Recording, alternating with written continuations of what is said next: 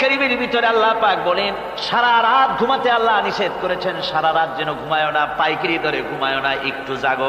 ওয়াজকুর ইসমা রাব্বিকা বুকরাতাও ওয়া আসীলা, সকাল এবং সন্ধ্যায় তোমার প্রভুর তোমার রবের জিকির করো, স্মরণ করো।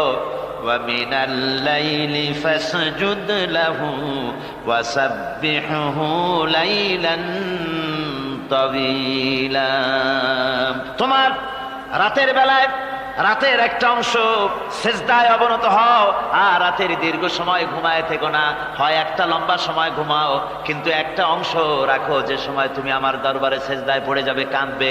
আমার বন্ধুগণ, রাতটা ওয়াজআলনাল লাইলা সুবাতা, আল্লাহ রাব্বুল আলামিন ওয়াজআলনা সুবাতাও আছে, ওয়াজআলনান নাওমা সুবাতা ওয়াজআলনাল লাইলা লিবাসা, ঘুমকে বানাইছেন আল্লাহ শান্তির বাহন, আর রাতকে করেছেন আচ্ছাদন। রাতকে